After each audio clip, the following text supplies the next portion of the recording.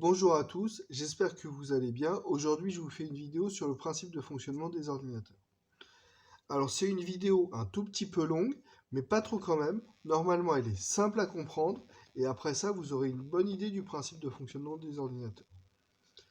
J'ai découpé cette vulgarisation en deux vidéos, donc vous pouvez voir les titres ici. Cette vidéo actuelle, c'est la première des deux vidéos. Comme vous l'avez compris, cette vidéo est destinée à ceux qui souhaitent savoir comment fonctionne un ordinateur, mais aussi une tablette, un téléphone ou tout autre objet composé d'un processeur et de mémoire. Ces deux vidéos sont les premières d'une série où je partagerai mes connaissances, en particulier en informatique et en médecine où j'ai été étudiant.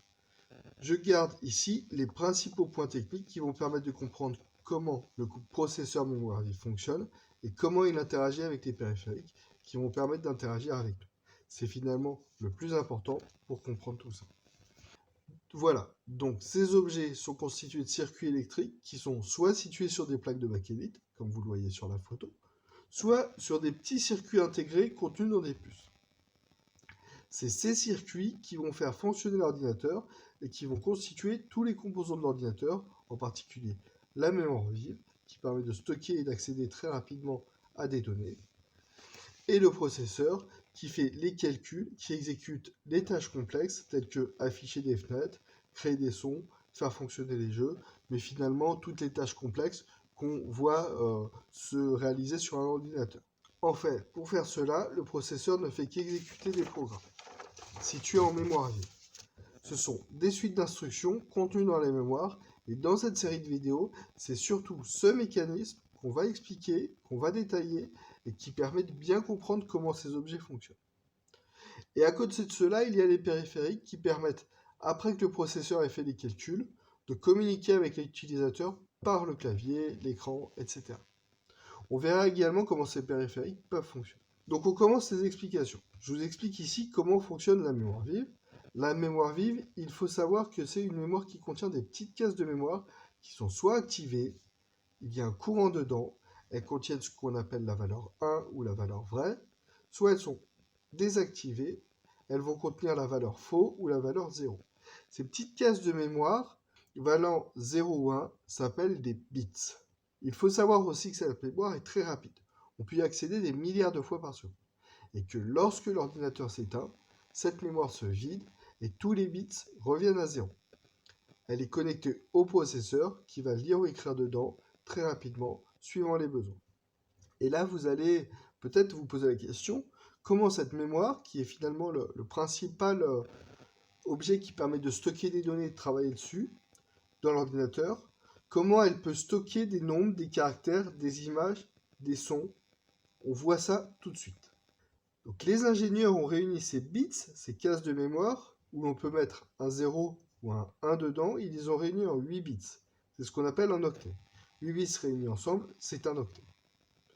Et dans ces octets, on va voir qu'on peut stocker une valeur entière entre 0 et 255. C'est une valeur entière, donc on peut stocker 1, 2, 3, 4, mais on ne peut pas stocker 1,5. Ce sont ces octets qui permettent de stocker les nombres et autres données en mémoire. Sur ce schéma est représenté un octet. Cet octet a tous ses bits à 0, sauf le bit numéro 0, le bit numéro 2 et le bit numéro 6. Et c'est en sachant quels bits sont activés dans cet octet qu'on va pouvoir déterminer la valeur de cet octet. Comme le bit 0 est activé, on va rajouter 1 à la valeur de l'octet. Comme le bit 2 est activé, on va rajouter 4 à la valeur de l'octet. Et comme le bit 6 est activé, on va rajouter 64 à la valeur de l'octet. Ce qui donne à cet octet la valeur 1 plus 4 plus 64. Cet octet avec ses bits activés a pour valeur 69. Et de cette manière-là, en faisant varier les bits de l'octet, on peut obtenir toutes les valeurs entières comprises entre 0 et 255. Cette manière d'enregistrer les nombres dans des bits s'appelle le codage binaire. On le reverra par la suite dans d'autres situations. Donc ces octets vont permettre de stocker les données, tous les types de données qu'on enregistre dans l'ordinateur, que ce soit les images, les plans, les programmes, les jeux vidéo, etc. Donc là, je reprends sur les octets, qui peuvent contenir des nombres entre 0 et 255. Et si on veut des nombres plus grands, si on veut enregistrer des nombres plus grands dans les octets, on associe deux octets entre eux, on va avoir des nombres compris entre 0 et 65 000 environ. Si on veut des nombres encore plus grands, on associe 4 octets entre eux, on va avoir des nombres entre 0 et 4 milliards environ. Et si on veut des nombres encore plus grands, on associe 8 octets entre eux, on aura des nombres gigantesques. Également, on peut interpréter ces nombres comme pouvant contenir des nombres négatifs. On dira alors que ces nombres, ces octets, sont signés. On choisit le bit E7, où le bit c'est un plus grand index, et c'est ce bit qui va indiquer si le nombre est positif ou négatif. Si le bit E7 vaut 0, le nombre sera positif. Si le bit E7 vaut 1, le nombre sera négatif.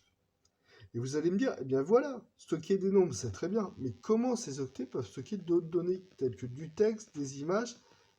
Je donne ici quelques exemples pour que vous compreniez un petit peu. Pour le stockage du texte en mémoire, tout d'abord, il faut savoir que ces octets sont organisés dans un tableau. Dans la mémoire vive, les octets sont sous forme de tableaux, les uns après les autres. Chaque octet a un index qui va dire quelle est la position de l'octet dans la mémoire vive. On appelle ça aussi l'index, on appelle ça aussi une adresse. Il faut aussi savoir qu'il existe des tableaux officiels de codage des octets en caractères. Qu'est-ce que c'est que ces trucs-là? C'est un tableau qui associe pour chaque nombre compris entre 0 et 255 un caractère. Voici un exemple d'une de ces tables. Ici, c'est le tableau ASCII. Tout simplement, en enregistrant en mémoire les octets correspondant au caractère de notre phrase, on va pouvoir enregistrer notre phrase en mémoire. Comme vous pouvez le voir dans ce petit exemple, où il est noté Hello World. Bonjour tout le monde. C'est comme cela qu'on enregistre les chaînes de caractères, les textes en mémoire. Je vous explique un deuxième exemple. Il s'agit des images. Les images, elles sont constituées de pixels. Ce sont les petits points sur un écran d'ordinateur ou sur une photo. Et chacun de ces pixels a une couleur. Et ce qu'il faut savoir, c'est qu'une couleur, pour l'œil humain, on peut la décomposer en trois composantes, les trois couleurs primaires, le rouge, le vert et le bleu. Et pour chacune de ces trois composantes, de ces trois couleurs primaires, on va associer un nombre compris entre 0 et 255, en fonction de l'intensité de cette couleur.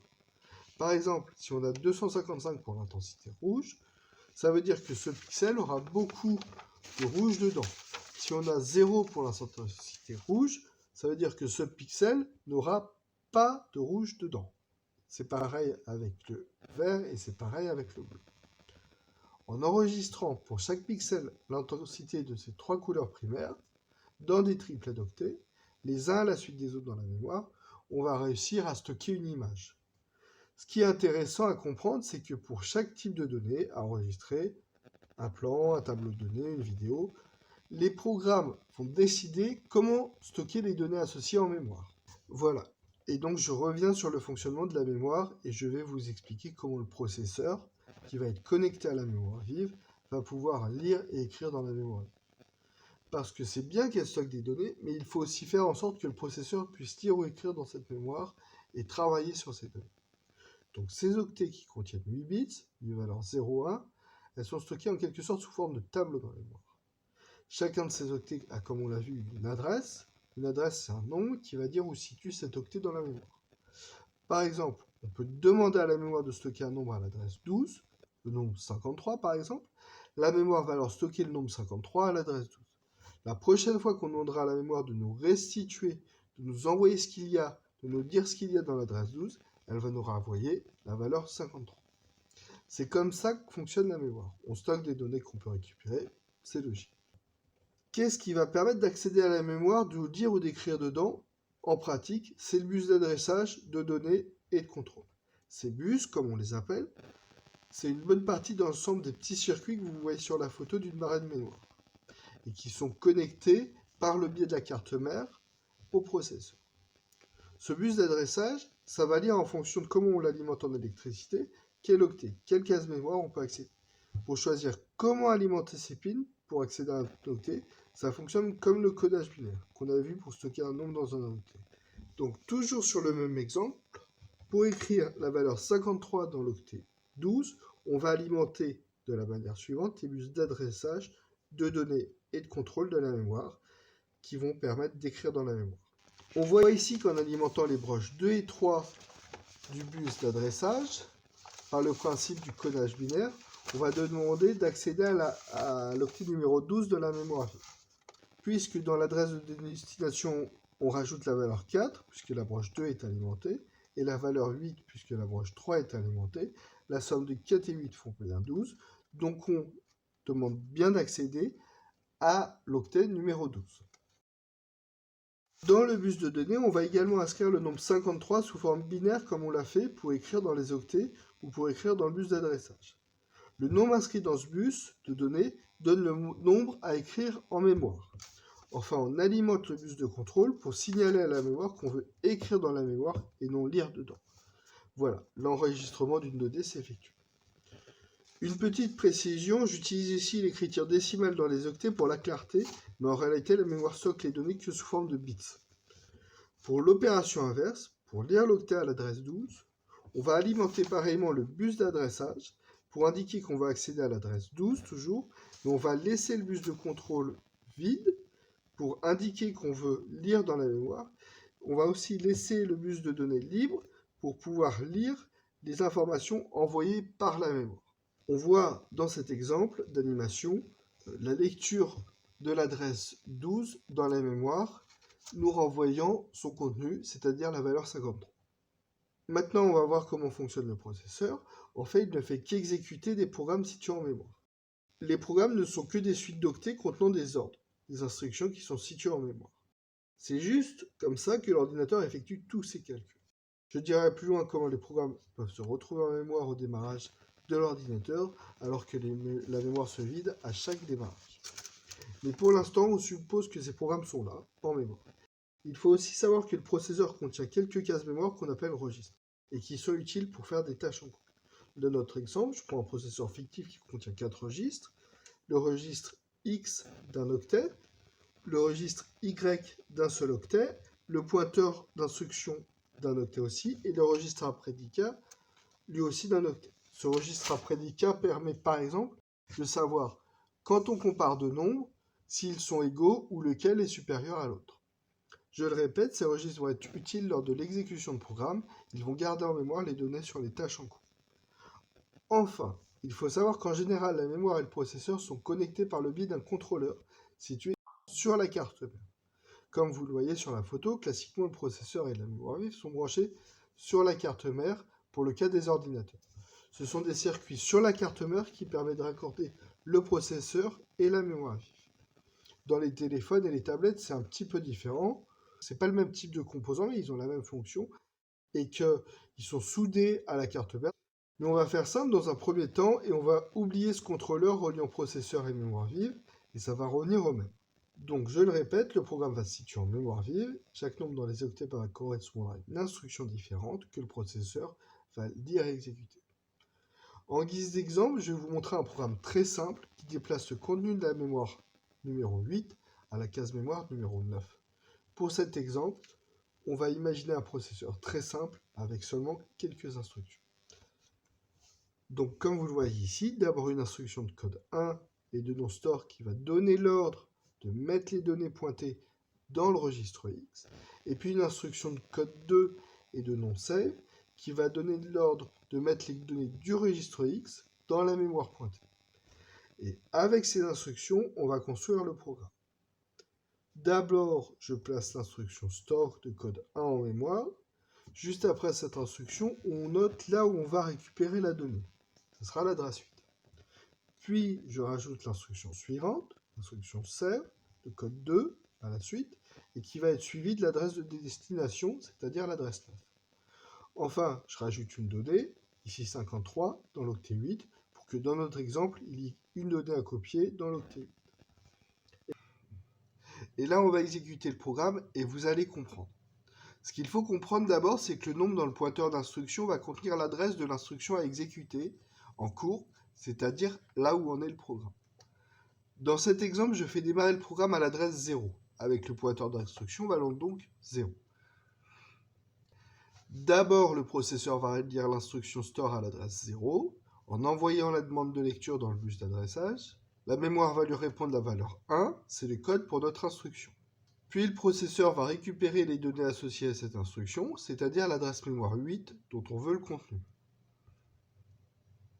C'est alors que le processeur récupère le contenu de l'adresse 8 et le stocke dans le registre X.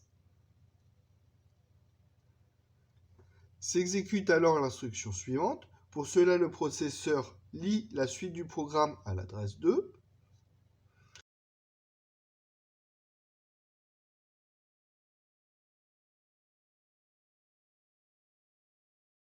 L'instruction lui indique de mettre le contenu du registre X à l'adresse 9. Pour effectuer l'ordre de cette instruction, le processeur va donc écrire la valeur 53 à l'adresse 9. Comme vous pouvez le voir, ce programme fonctionne bien. Il déplace bien la donnée de l'adresse 8 dans la mémoire à l'adresse 9. On vient de créer un programme fonctionnel. Avec d'autres instructions comme l'addition, la soustraction, la comparaison et des instructions pour faire des branchements des sauts conditionnels, c'est-à-dire pour changer l'ordre dans lequel le programme va s'exécuter en cours de route, on arrive à faire des trucs beaucoup plus complexes. On fait quasiment tout ce qu'on veut. Par exemple, on peut déplacer des fenêtres, déplacer des plages mémoire, faire des jeux en 3D, créer des traitements de texte, créer des systèmes d'exploitation.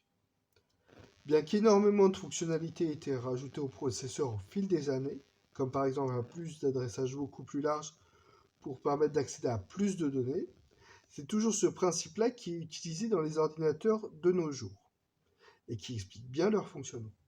Un processeur qui exécute des programmes en mémoire en permanence. C'est aussi ce principe-là qui est utilisé dans quasiment tous les objets électroniques effectuant des tâches un minimum complexes.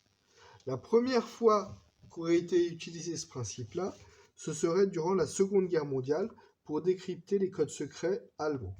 Ça aurait permis d'écourter la guerre de quelques années. Donc vous l'avez compris, ça ne sert qu'à faire des calculs. Il faut encore que ce couple processeur en mémoire interagisse avec les périphériques pour envoyer ou recevoir des données aux périphériques.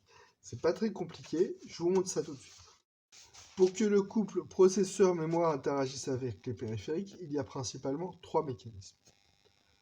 Donc là, je réintroduis ce dont on a fait abstraction auparavant. C'est le contrôleur entre le processeur et la mémoire vive. Vous le voyez sur ce schéma. Ce contrôleur a pour rôle de rediriger le bus sortant du processeur vers la mémoire vive. Le fonctionnement avec ce contrôleur est toujours le même que vu précédemment, à la différence que certaines demandes du processeur vont être redirigées vers les périphériques. Pour le premier mécanisme d'échange, le processeur a un bus dédié pour les périphériques. Pour le deuxième mécanisme très similaire, un bus permettant l'échange de données passe entre le contrôleur, mémoire et les périphériques. Enfin, il existe un mécanisme assez différent pour interagir avec les périphériques qui s'appelle les interruptions et qui servent à signaler un nouvel événement. Il faut imaginer que ces bus sont constitués comme les bus vus précédemment entre le processeur et la mémoire vive. Ils ont un bus d'adressage, un bus de données et un bus de contrôle. Plutôt que de lire ou d'écrire des données dans la mémoire, ces bus vont permettre d'envoyer ou recevoir des données à des périphériques et vont permettre d'accéder à certaines de leurs fonctionnalités. On voit ça plus en détail tout de suite. Par exemple, pour accéder au bus spécial reliant directement le processeur au périphérique, le programme doit utiliser des instructions particulières qui vont donner l'ordre au processeur de lire ou d'écrire dans ce bus spécial dédié au périphérique. Chaque plage mémoire accessible par ce bus va permettre d'accéder à un périphérique. On peut imaginer que la plage ayant pour adresse 128 jusqu'à 144 soit réservée au périphérique audio. Si le programme lit ou écrit dans cette plage, il va envoyer du son au haut-parleur. Le bus reliant le contrôleur au périphérique est un tout petit peu différent. Pour y accéder, il suffit au programme situé en mémoire de lire ou d'écrire dans certaines plages de la mémoire vive. Ces données, plutôt que d'être redirigées vers la mémoire, iront vers les périphériques.